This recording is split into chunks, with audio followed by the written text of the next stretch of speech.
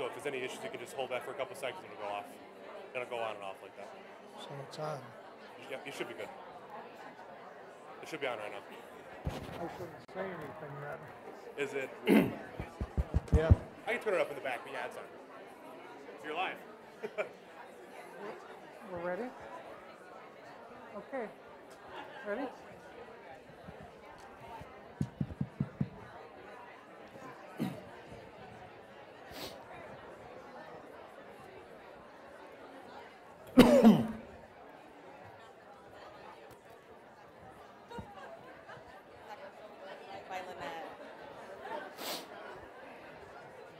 Maybe I'll. Good morning. Good morning, everyone. We're ready to get started. Folks have been through traffic jams and, no ice. Thank you very much. No ice. That's been my fear for the last 3 months. We would have an ice storm this morning. I'm Lynette Beery. I'm the director of the Bureau of Family Health Services at MD HHS. We are so excited to have you all here. Cannot tell you how excited we are. We are an amazing group this morning. With me on the stage, and they'll tell you a little bit about their titles, but we purposefully wanted this to be sort of a group activity, if you will, to launch the summit today. We feel pretty strongly that it takes a village to do this work. You all know that on the front lines, even more so than I do. But up here with me this morning is Dr. Bob Sokol, who co-chairs our Maternal Mortality Medical Surveillance Committee, and he and I co-chair MIAM together. Dr. Sanya Hassan, a researcher from Wayne State, who co-chairs our infant mortality work, which we now call the Mother-Infant Health and Equity Collaborative. It used to be called the Infant Mortality Advisory Council. And the most amazing Nina Sassy. She'll tell you a little bit about her title in a minute. As all of you know, it takes truly a village to put an event like this on. Members of the planning committee, of course, have a ribbon, but would you folks that were on the planning committee stand up for just a quick moment so that folks see who you are? I know. Thank you. Yes, absolutely.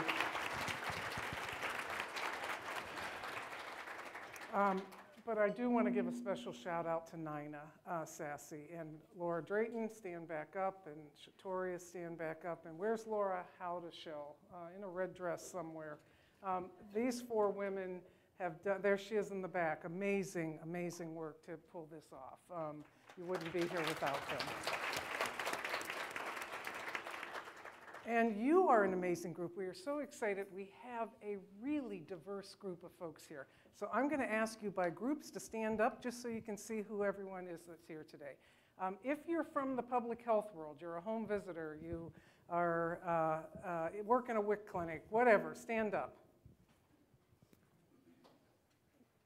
Great. If you are from the clinical side of healthcare, if you deliver babies, you are a nurse, you're a discharge planner at the hospital, stand up, please.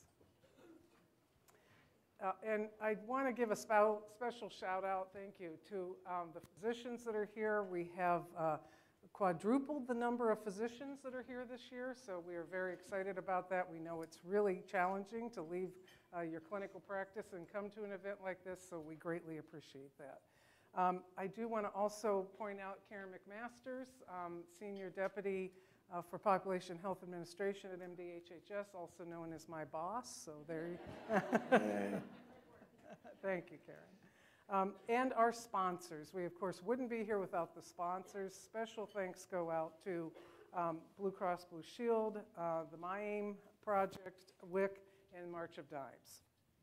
Okay, your folders. Everybody has a little bingo card in their folder. When you go to visit the vendors, please get your card stamped, turn it into the registration desk, and you might just win a little prize for going to see the vendors. There'll be, I think, 3 different drawings today. One last thing, I want to thank all of you very, very much. As you're here in part to help us unveil the Mother Infant Health and Equity Improvement Plan. I think probably most everybody in this room almost had a little piece in the development of that plan. So many of you came to town halls last summer and during the fall, came to a MyHEC meeting, got on a webinar, went to a learning collaborative, and we greatly, greatly appreciate all of the input, as well as most recently, the written version of the plan has been out for public comment, and many of you have submitted comments to that, through that venue as well, and we greatly appreciate that. As you know, it will take all of us to implement this plan. It will be a heavy lift, but we are up to the task. I absolutely believe that we can do it. It is an iterative plan, so at any point, we have said all along, this is not carved in stone. At a minimum, we're going to be looking at the plan annually and reevaluating, do we need to do things a little differently? So at any point, please let us know if you have additional input. And with that, I'm going to let Dr. Sokol say a few words. Good morning. I think I'm going to sit down. Anyway, I'm Bob Sokol. I'm an OBGYN, and I chair the Medical Maternal Mortality Committee of the state. I'm an emeritus professor at Wayne State and co-chair with Lynette Mayame. We have a giant full agenda today and tomorrow, so we're going to need to really move things along. In fact, for those of you who were here last year for the summit, you're going to see this is quite different.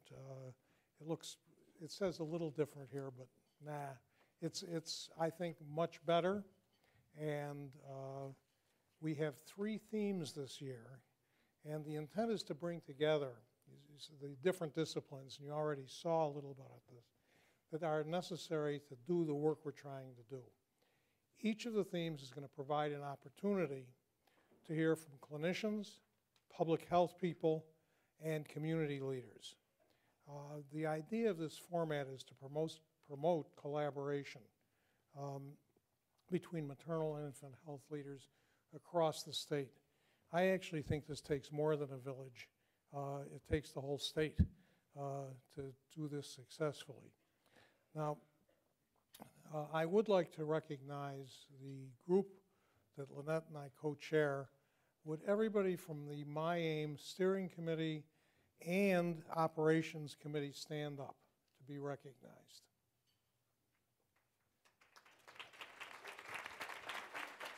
These folks meet all the time and work very, very hard. We have a major public-private consortium and partners. Key partner is Michigan Health and Hospital Association as we work on implementing the OB hemorrhage and severe hypertension pregnancy safety bundles in hopefully all of our birthing hospitals throughout the state, as well as other partners including ACOG, AWAN, the nurse midwives, and so on. We have a slide on that later. We are starting to see some improvement in our hospitals, implementing the bundles and getting reductions in severe maternal morbidity. Later this afternoon, we'll close the program, in fact, with the MyAIM update, and we'll recognize the MyAIM designated hospitals. Last year we had, what, 5 hospitals? 5 or 6 hospitals. This year we have 16 gold hospitals, 7 silvers, and 28 bronze designated hospitals in Michigan. And let me turn the microphone over to Dr. Sonia Hassan. Sonia? I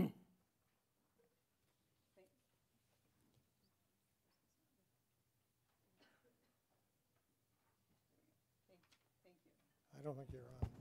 Hello. Yes, it's working. Thank you. So good morning, everyone. It's really a pleasure to be here. I'm Sonia Hassan. I'm Associate Dean for Maternal, Perinatal, and Child Health at Wayne State University. And I first wanted to start my little few minutes here to introduce some very special people here that, and then give us sort of a call to action as well. So first, I wanted to acknowledge a very special group, my fellow Maternal Infant Strategy Group members, of which many of you are here. And these are really experts and decision makers around in the public, private, and academic health centers around the state. We've come together, and I want to just name off everyone. I know it seems lengthy, but I think it's important what these individuals do, and perhaps if you could stand, please, to be acknowledged. Matthew Alsweed, Bernice Anthony, John Barks, Colleen Berry, Charles Barone, Lynette Bieri, Brittany Bogan, Nikki Britton, Renee Kennedy, Deborah Darling, Stephanie Flom, you're not standing, Renee. No. James Forshee, Kadada Green, Herman Gray, Teresa Holtrope, Jonay Caldoun, Elizabeth Cushman, Karen McMaster, David Neff, Cheryl Larry Osman, Lisa Peacock, Nina Sassy, Dawn Schenefelt, Robert Sokol, and Amy Zagman. So if you could join me again in thanking these individuals for their help.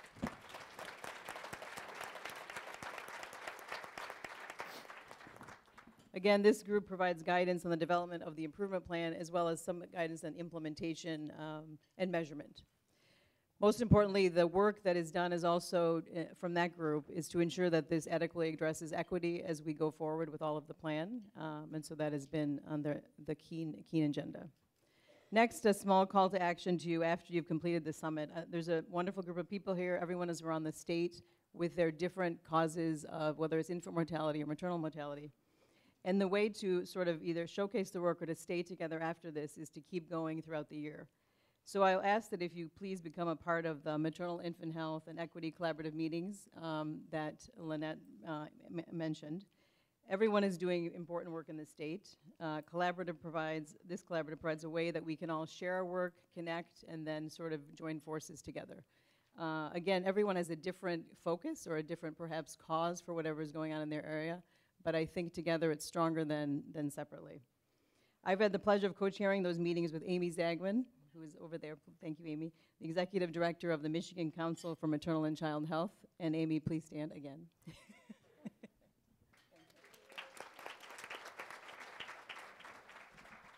The purpose of our MIHAC is to support and champion the Maternal Infant Equity Improvement Plan. We, again, use the varied organizations' visions in a way trying to sort of bring them together and synergize them in the best way possible. So everyone is available to attend those meetings, and there is information on how to join them in your packet as well, and please, I encourage you to do so at the end of the meeting. Lastly, I wanted to thank Lynette and Nina for their leadership through all this, for which none of this would be possible. So thank you.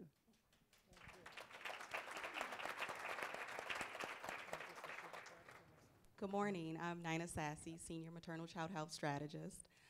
Before I introduce our opening panel, I did want to remind everyone to download the Summit app if you haven't already.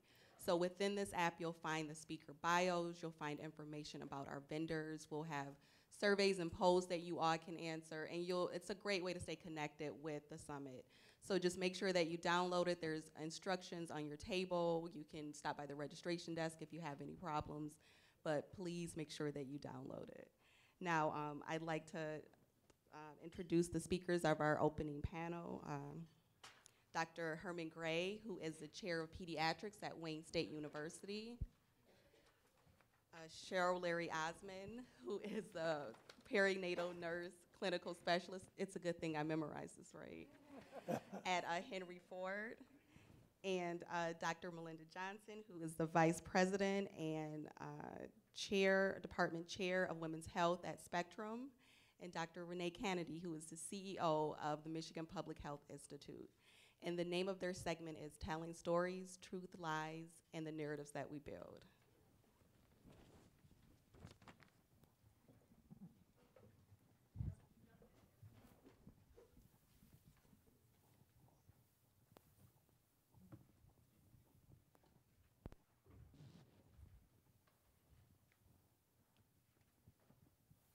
Good morning. That distinguished gentleman on the right is my dad, Dr. Herman Gray Sr.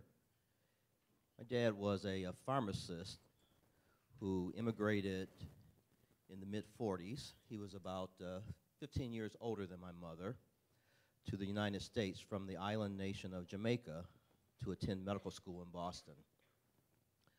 Unable to find affordable housing in Boston that would also accept a black tenant and needing to support himself, my father worked as a dishwasher at night in New York City, then boarded a train to Boston. While on the train, he slept and studied, and that's how he worked his way through medical school. My mother, that little short person there at the bottom on the left, was a high school graduate in Detroit who was a receptionist in a doctor's office. One day, my dad visited one of his buddies in that office and became very interested in the receptionist. They ultimately married, and I was born in Detroit. My mother was a living example of service to others. She loved God, and she loved helping people. My dad, a gifted general surgeon, was unable to practice medicine in any of the white majority hospitals in Detroit. He would work during the week in small town hospitals out of state that were so desperate for doctors that they would accept a black physician.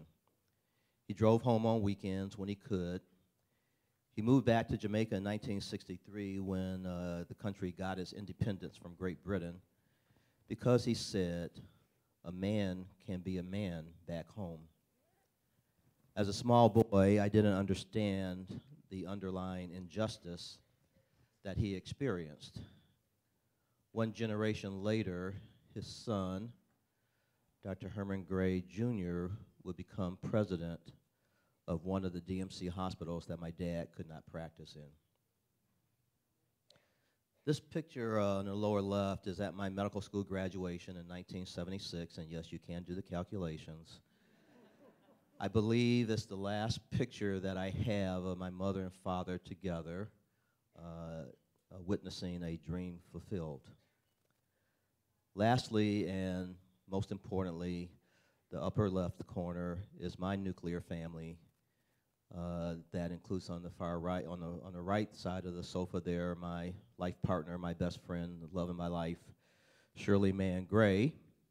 Monifa next to her, our oldest daughter, a lawyer, and Dara, a social worker at a FQHC, is our youngest. Family is everything to us. Additionally, legacy and the future are really important to us. Certainly my dream for Dara and Monifa has been that these young women grow up in a better world where their voices are heard. My parents taught my sister and I about service and justice, not by what they said, but by what they did and how they persevered. Service to others, we are our brother's keeper. Justice that must be fought for and struggled for. All men are created equal. Legacy and looking forward. I owe them both so much.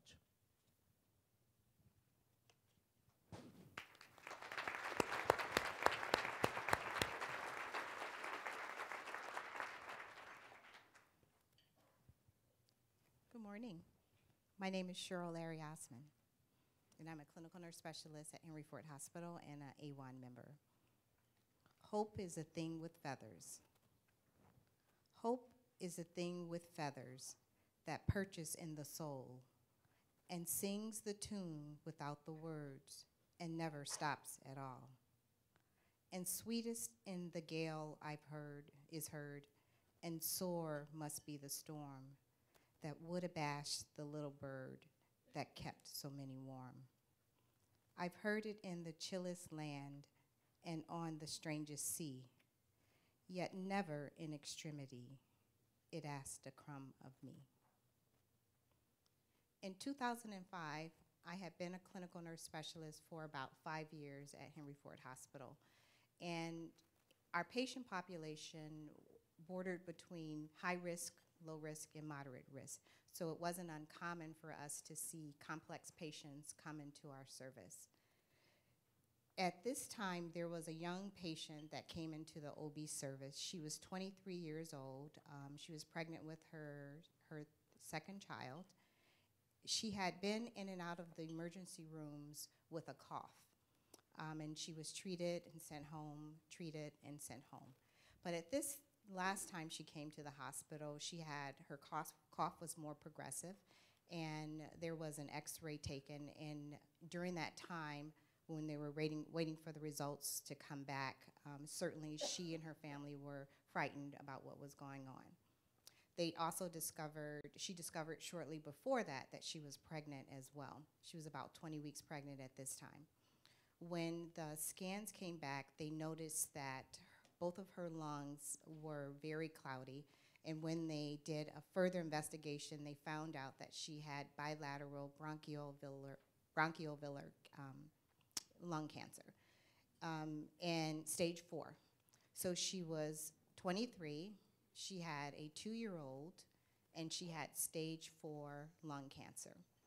So of course there was a lot of fear with the patient and with the family as well. And to give you a little background about her, she was a Hispanic patient.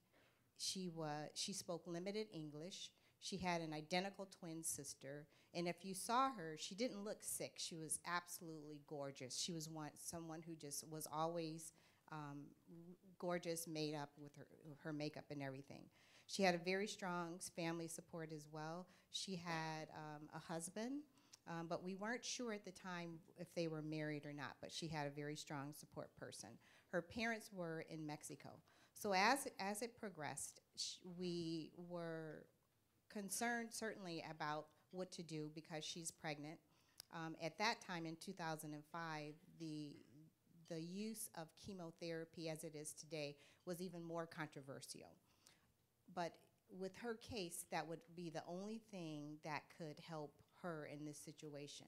What we did find out is that there was nothing that we could do to save her life. And that was difficult for anyone.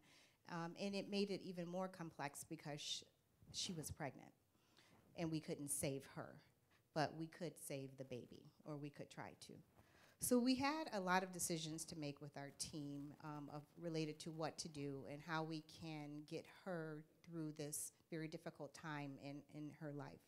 So we made a decision, and we had a conference call or a very large multidisciplinary meeting with several services: OB, NICU, oncology, radiation oncology, social work.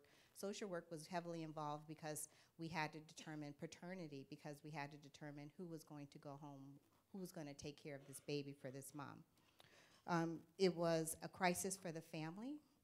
There was evidence of fear and hope and anger and trust. And as we cascaded through this whole event, we did many things very well as we took care of this mom. But we did learn a lot of things about certain aspects that we could have done better related to communication. She didn't speak English very well, so partnering her or having someone within our team that she could bond with, she and her family. They were also Catholic, and from a spiritual standpoint, we were trying to also provide that and fill that space for her as well. Initially, there was very much resistance against the spirituals. From a spiritual sense, we offered pastoral care. They said no. They were going to seek their own services, which is fine with us, because we thought that was part of the picture that she needed at that time, because she was in a crisis. There was a lot of anger as well, because we as clinicians, we were trying to solve the problem and give our recommendations on this is what you need to do. But the family was like, no, wait a minute, this is what we need to do as a family. And one of the complex things involved the family's desire for us not to tell the mom that she was dying, because their fear was that if she knew she was dying, that would take away her hope to live. So as clinicians, that put us in a challenging situation, because we could not tell her, we could not hold back that information related to her condition. However, we didn't want to destroy her hope for living. So hope was a big part of the story of this mom. And eventually what happened, we involved the ethics team, and it was a very difficult situation for all of us as clinicians. She was in the ICU. She eventually was on a ventilator because of her respiratory status. We did start chemotherapy on her at about 20 weeks of pregnancy, and our goal was to get her to viability. One of the complex aspects about the situation is when we were trying to get her to viability, the patient and the family heard that we were going to deliver the baby. But once she got to 24 weeks, we wanted to continue, and there was like a breakdown of trust now because they didn't know the baby. They knew the mom, so they wanted us to be more aggressive in our treatment. One of the radiation oncologists told us in one of the meetings that based on her condition, she would survive maybe about 4 weeks. And at about 24 weeks gestation, her water broke. We had made a plan to deliver her, but we weren't sure if she was going to survive. She was still on chemotherapy. She was vented. And she had eventually accepted spiritual counseling from our team as well. And we built that connection back with the family that had broken down. At 24 weeks, she ruptured her membranes. We delivered her via C-section. She was then placed with the hospice service and went home for a couple of weeks. After that time, she decompensated at home, came back to the hospital, and she didn't survive that last admission. The baby went home with Dad, and this was in 2005, and from what we know at that time, the baby did well. We established paternity, we got the family here with the involvement of immigration, and we really worked hard on communicating well, instilling hope, and instilling spirituality. So in many cases in OB over the years, we've had very complex patients, and certainly there are some moms that no matter what we do, their situation brings us to a point where we cannot save them, but it doesn't mean that we are losing hope for what they have left in their life and hope for their child as well. So as we move forward, and when I think about my why of why I do this every day, is built upon the zero preventable deaths that we have as our mission, and knowing that my hope is that every mom goes home with her baby, and every baby goes home with her mom, and that we prevent any death that we can. Thank you.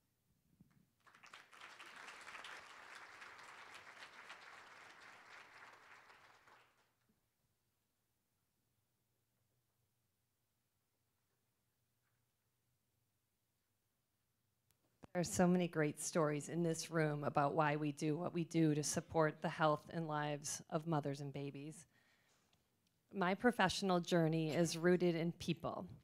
I have been influenced and inspired by so many. My family, teachers, patients, colleagues, and communities. Like many physicians, I was drawn to the profession by the desire to help others. I loved science. I was curious about how science could help society. I like working with people and finding practical solutions to problems. In medical school, I loved my OB rotation, and after watching my first delivery, I was hooked. I think many are drawn to the field of obstetrics and gynecology because of the births. Birth is one of the few happy reasons that people go to the hospital. Of course, I was also fascinated by other aspects of caring for women, and after residency, I was delighted to join a full-scope private practice. Over time and with age, my perspective and desire to help people matured. When I reflect back now, in preparation for today, I would say that there are two important career events that helped direct me to my current place. The first was a transition from 9 years in private practice to join the Spectrum Health residency practice and core faculty team, where my focus turned to caring exclusively for women with medical and social complexities. My charge was to teach and supervise residents and to care for a disadvantaged and vulnerable patient population. The second career experience was the time I served as a medical director for Medicaid at Priority Health. These years were completely mind-blowing to me. almost as if a switch was flipped inside me and I started looking at the world in a different light. It opened my eyes to seeing patients or members holistically. 10 minutes in an exam room with a patient is only a tiny slice. I thought I knew my patients, and then I learned about claims data. I worked with amazing care managers in the health plan that could see and help patients in a different way. They could see whether prescriptions were picked up, whether appointments were kept, whether specialists were seen. They knew whether transportation was needed. And we could see outcomes when care was coordinated and when it wasn't. I learned about population health, social determinants of health, resource stewardship, actuarial science, clinical variation across the network, and it all gave me a much deeper appreciation for the complexities of health plans, health policy, and the challenges involved in changing human behavior and ultimately caring for people. So my career journey has been challenging and delightful, and helping people is still my compass. But now, in addition to helping one mother at a time, I think about how to change systems and models of care and to be able to make a difference on a larger scale, to make a difference for moms, babies, fathers, families, and communities, an impact that will hopefully last for generations.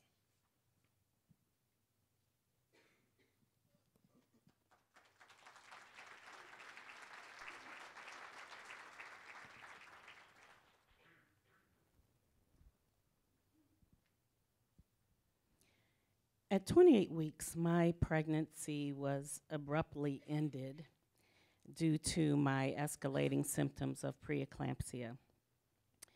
Following a routine OB visit, my doctor sent me immediately to the hospital. Yeah, do not pass go, do not collect $200, do not go home and pack a bag, straight to the hospital. After a day on my left side, and being pumped with steroids, I was awakened by staff coming into my room to prep me for an emergency C-section. Wait a minute, are we gonna discuss this, I said? Are you gonna explain to me your thinking? And the response was, oh, we already talked to your husband. So off we went to deliver Mark Howard Kennedy II. It's interesting that after 30 days in the NICU, you become eligible for what then was referred to as Crippled Children's Services. Thank God they have now changed that name to Children Special Health Care Needs.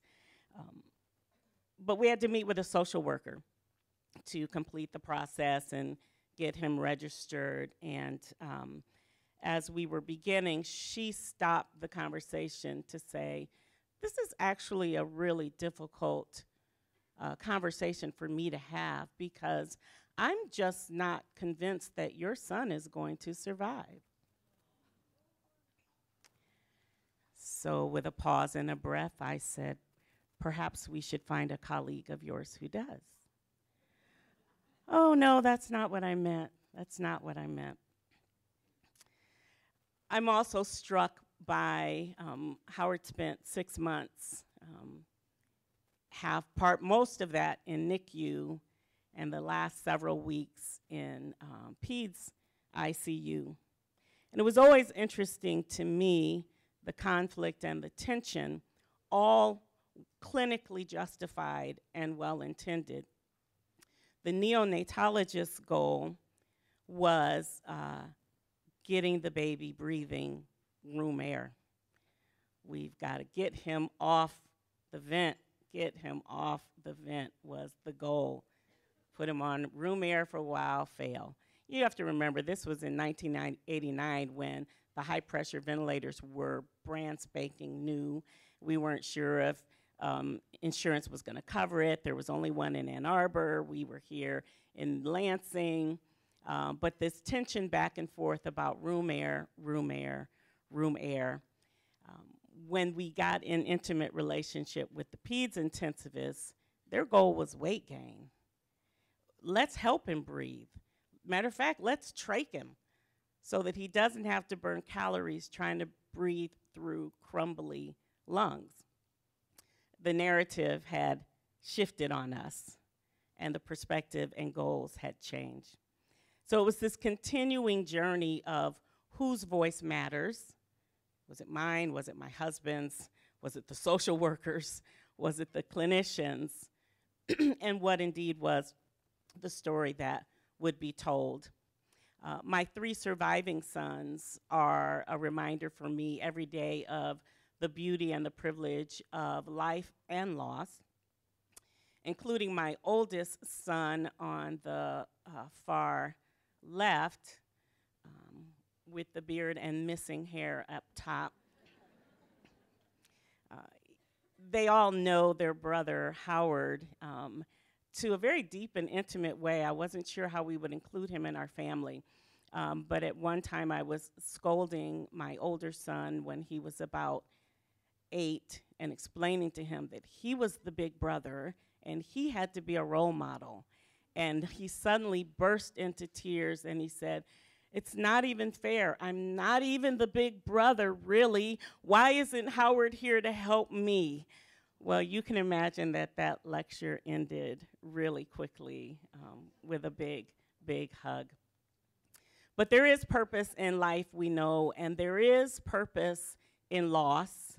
And our family, which again and again, every delivery, I kept thinking, maybe a girl this time.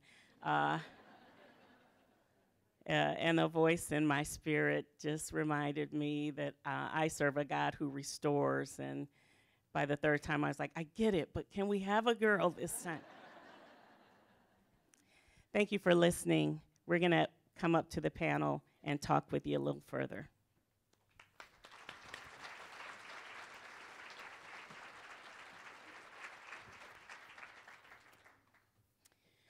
When I was growing up, we were not allowed to use the term liar, call people a liar, or to say, "You're lying." We used instead a term, "You telling a story," because we knew we'd get in a lot of trouble for using such a harsh and rude word as lying. But we also know that sometimes folk tell stories about the experiences of moms and their babies, not to intentionally lie, but through their misinterpretation of the lived experiences of these moms. And so there now is an increasing use of the term storytelling as opposed to telling stories, right? A subtle distinction. But we wanted to invite you to think about your stories, to think about the narratives that resonated around you so that you're clear on why bother. This is, as Lynette said, a heavy lift. When she first said it, I was thinking, no, I don't want to think about a heavy lift, but it is a heavy lift. And so it is the motivation, the stories, the legacy that you heard from Dr. Herman, the commitment, the clinical commitment, and the tension between the needs of the family, the needs of the baby, the needs of the mom, and the privilege of being the torch bearer for so many people that have invested in us is vital to helping us be effective collectively. So we're going to just have a little bit of a dialogue, and thank you all for trusting the process. I was getting text messages saying, "Are you guys going to go up so we can see you?" Oh, ever the problem solvers, ever. So let's talk, guys, a little bit about these issues of stories. And it seems to me that over years of experience, and none of us are new in our field, we probably have heard some of the same stories over and over and over again. So I'm inviting you to think with us, but what are some stories that have resonated, both good and bad, that either, gosh, I wish we could think more like that, or gosh, I wish we would just stop saying that?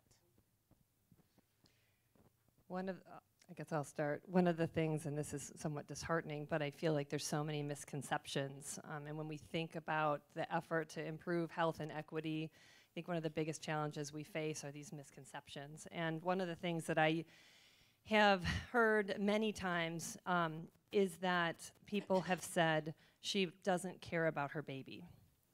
She must not care about her baby. If she cared, she wouldn't smoke. If she cared, she'd show up to her appointments on time. If she cared, she wouldn't try to leave the hospital against medical advice when she was 26 weeks pregnant and dilated. And I think we have to realize that a lot of these women are facing challenges and burdens that we have no idea about, and they're completely misunderstood. And so I think that we need to figure out a way to do less judging and more listening, and finding a way to help these women care for themselves, for their families, for their babies, and to help them juggle the priorities, because it's not easy. And I think that we need to make sure that we start with positive intent in big years.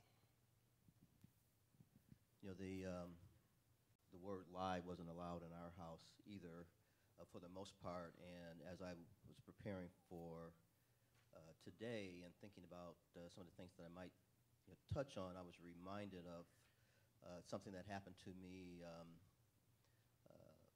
probably 15 years ago.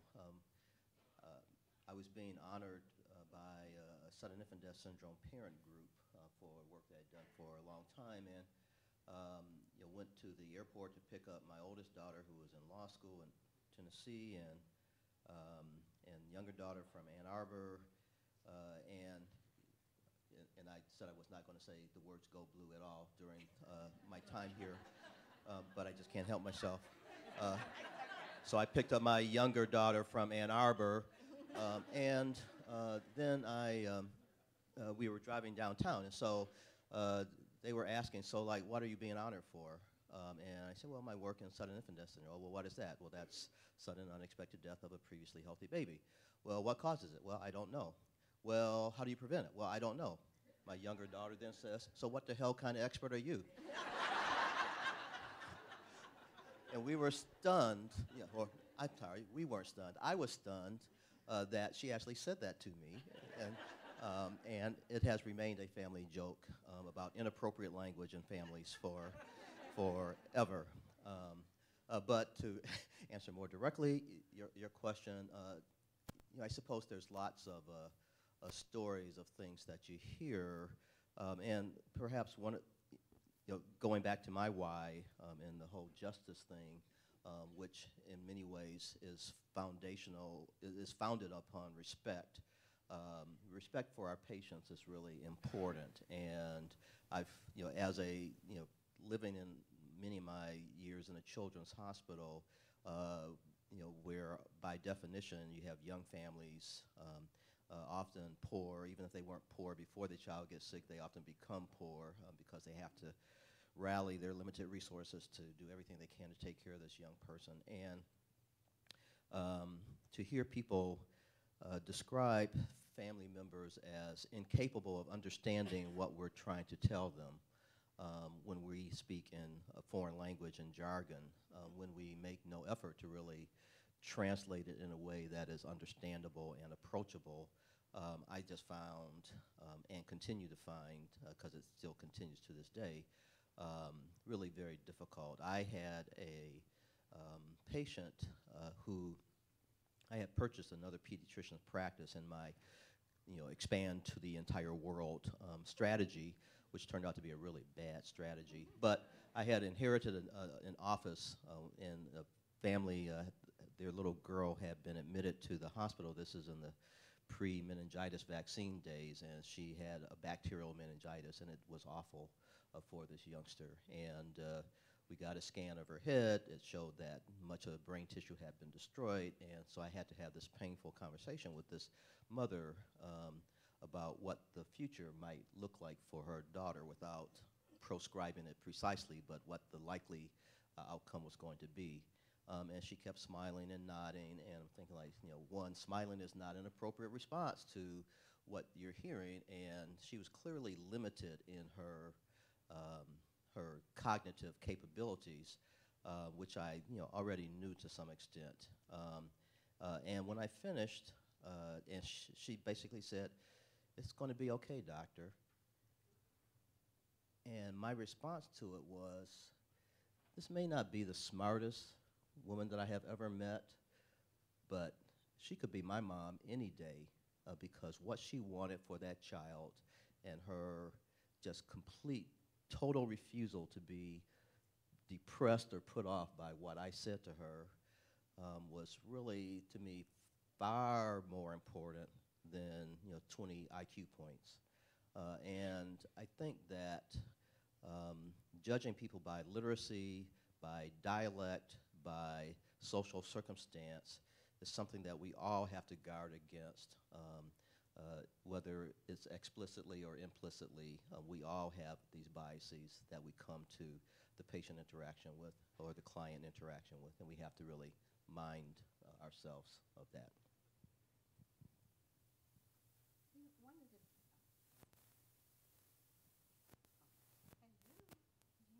I was going to sing, but I'm not going to sing. You know, I've been a clinical nurse specialist or a nurse in general for over almost 25 years now, mostly in OB, 2 years in ICU prior to that. And I've noticed that over the course of these years, the complexity of the patients in my role of OB has tremendously exceeded. And things that I never thought I would see in OB, I'm seeing now. And during this time, I realized that we really have to change the way we are delivering care and asking questions. And it wasn't uncommon for me and my colleagues as well, and sometimes I still do that, when patients are coming in with complexities, I find myself asking why a lot. And that's not really the right question to get to the answers that we need. Because when you're asking a mother, well, why did you do this or why did this happen, you're in a way blaming them as well. So my question has changed to now, how? How can I help you get the services you need? How can I help guide you to better outcomes in this pregnancy? And with seeing such a high-risk population, and we also have low-risk patients as well, I'm always amazed at the stories that the moms bring to the table, because everyone has a story, as you know. And just to tell you about one patient that just came to mind as I was listening to my colleagues, we had a mother who came in a few years ago, and she was, as we found out, a victim of human trafficking. When she came in, we didn't know that because we didn't have all the pieces of her story. And so we were asking, well, why did you wait so long to come into our service? And why did this happen? And why did these things happen? What we also found out is that she had a cognition problem as well. So she didn't have all of the cognition to notice that she was in danger as well. So our questions quickly changed to, how can we help you get out of this situation? She desperately wanted to take her baby home, but she didn't have a home to go to because she came from a place where she was being held captive. So once we got through the layers of her story, and we first had to build trust with her to get the pieces that we needed to find out to help her. We eventually got to that point where we could help her, but we really had to change our language and listen to what she was trying to say without saying those words as definitively. And in our listening and in our asking how we can help you, we were able to get her set up with the services that she needed so that she could have a safe outcome and her baby as well. So everyone has a story, and some of us are better at listening than others, but I think it's a skill set that we as clinicians need to have to partner with patients and families to find out how we can help them and how we can get the things that they need as they move forward. I think that's such a vital distinction, Cheryl, that you make, that though we've invited those in attendance to think about their why, and though we even started with our why, when the why is flipped, it's more destructive, right? We need the why to be personally facing and then transition to the how. I think that's an important distinction. I mean, you all have each described dynamics of power in your stories and in your experiences, and certainly mine was just steeped with it was almost like an arm wrestling from who's more powerful, my husband's voice or my voice, who's more powerful, that tension. So, this session is really getting about getting you guys to think deeply so that you're hearing the rest of the summit through very awakened ears, right? We want to be a real woke summit, as I don't even know if the kids say or not. I'm sure my sons would be cringing right now. But I want to invite you to think about two things, and then we're going to discuss them and really get ready to transition. I want you to think about power, a time when you felt very powerful in your ability to advocate for the well-being of the patients and families that you were honored to serve. And I also want you to think about a moment of powerlessness when you just felt like you were beating your head against the wall.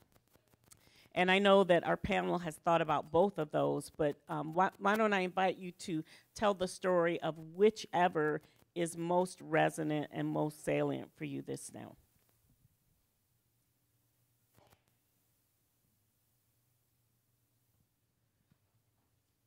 I want to thank Renee for this really sort of creative panel that we're participating in, and I want to curse Renee for making me think really so hard. When you get to be my age, everything is just kind of perfunctory. I mean, I can go on autopilot and talk about myself forever. So thanks a lot, Renee. So I have lots of examples of the powerful feeling because I borderline delusional tendencies. And so I really have been conflicted over which story to tell and can I do them quickly enough. And so I'm going to try to do a story about Mikey quickly enough. And it won't sound like a power story initially. Mikey was one of the first patients that I had as a young resident that died. He was extremely premature. I don't remember gestational age at that time, but this is in 1976. The neonatal ICU had just been established 2 years before at Children's Hospital of Michigan. And so prematurity and how to aggressively manage it was really quite new. And Mikey had every complication known to mankind for premature infants. And he ended up having an intracranial hemorrhage that caused hydrocephalus, and it got infected, and it was just an awful course. And during my month on the unit, I talked to his mother, who was there faithfully all the time, about what was happening and tried to explain it in my own very immature kind of ways as well. And there was one CT scanner for the entire Detroit Medical Center. It was at Harper Hospital, the adult hospital. We had to put Mikey in an ambulance and ride around the block because the Children's Hospital and Harper are literally next door to each other. But we could not walk him across the mall to the other hospital.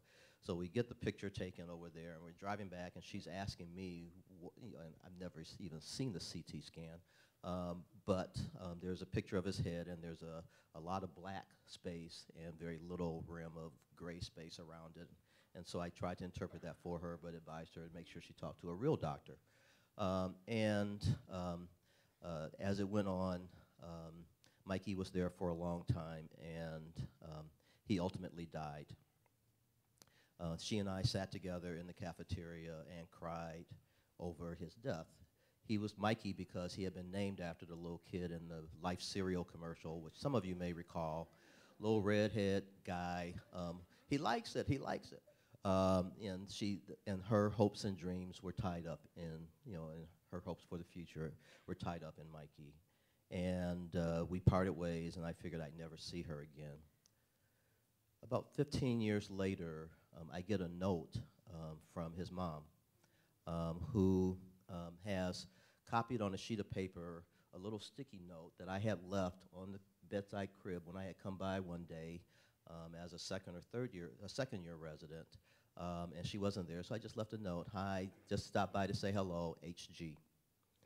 She had a copy of this sticky note, and then she writes a letter saying that we're moving, and I've been going through, our possessions, and I found this note, and I just wanted to let you know that as a result of interacting with you after Mikey's death, I went to school and became an ultrasound technician because Mikey had so many ultrasounds done of his head that you explained to me so well, and I thank you for changing my life.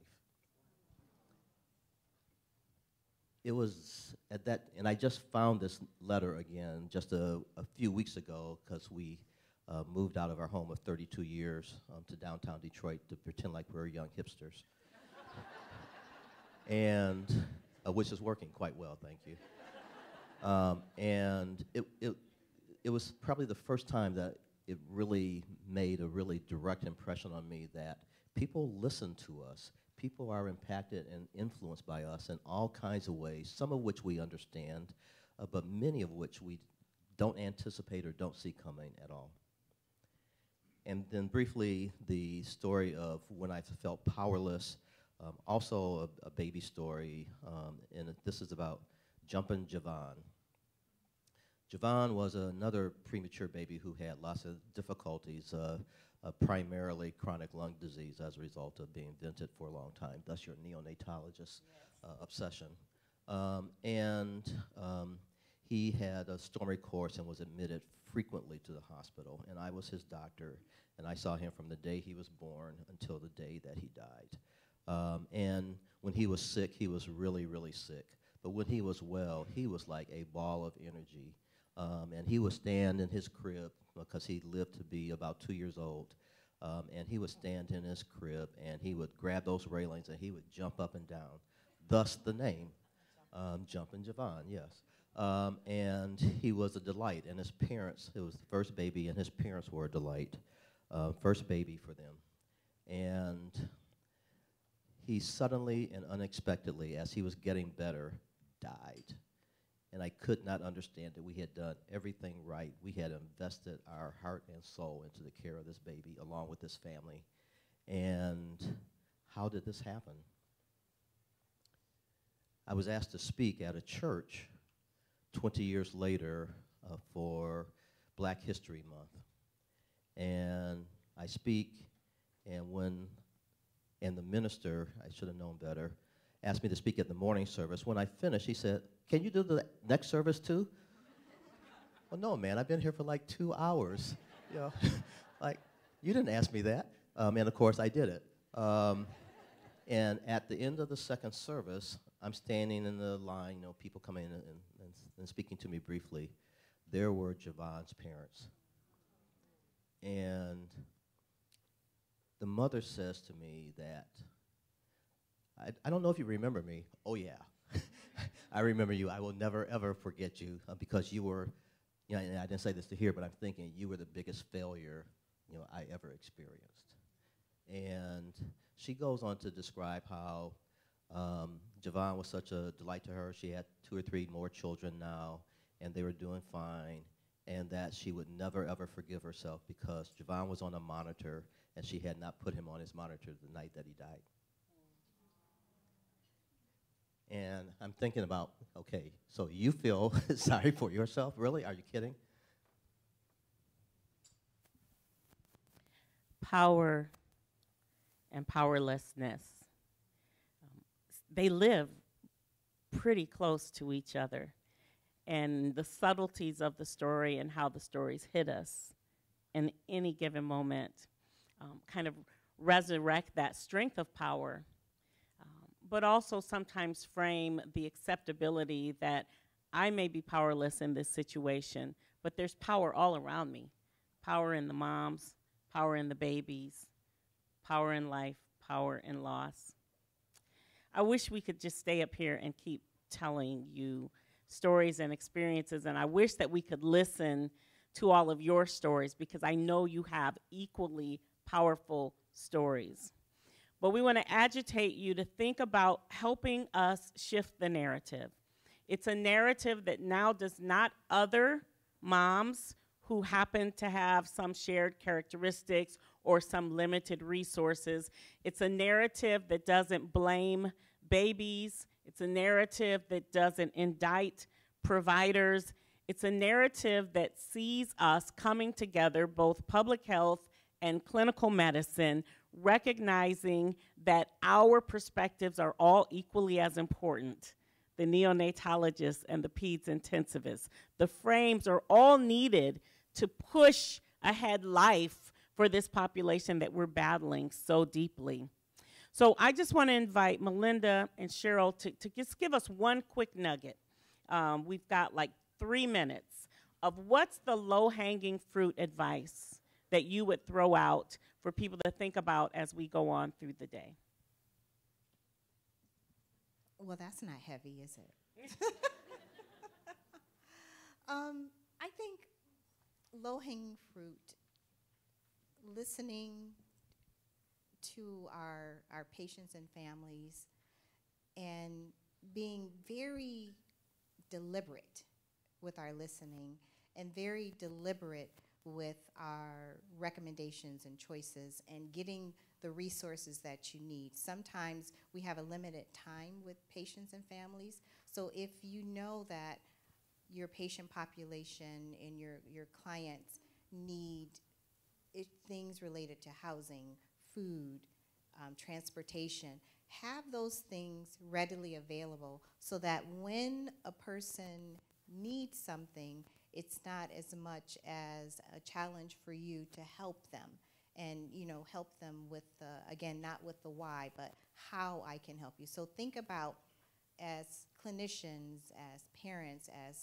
citizens, how you can help and the things that you can do as you move forward. I think most of us have been delivering care and prenatal care the same way for decades. And not surprisingly, we're getting the same outcomes. We need to do something different. We need to disrupt ourselves. We need to think creatively. We need to bring innovation into this space. We're not going to be able to do it alone. We have to do it together. You talk about power. There is power in this room. It is so amazing. You should all come up here one at a time and look and see the diverse talent, expertise, and just incredible backgrounds of everyone. I'm looking around the room, and I know several people. This is something that we need to do to bring, so many people that are compassionate in giving the best care, but we need to figure out a way to do it differently. So I guess my biggest plug would be let's think about this differently, disrupt ourselves, and work together so we can do this. So go forth and tell some disruptive stories for the sake of moms and babies. Thank you all very much.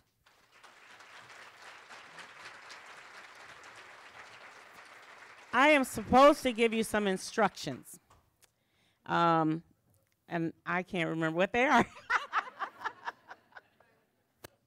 Okay, Nina will help me. Thank you. So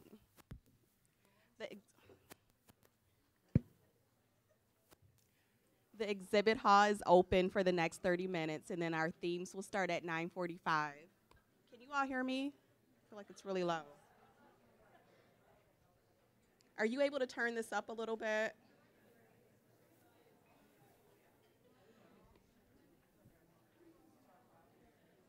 All right, so just a reminder that the exhibit hall is open for 30 minutes. Just make sure you stop by and visit our vendors and sponsors. The themes will start at 9:45, and if I can have the maternal infant strategy group here at 9:20 for a picture, that would be great. Enjoy.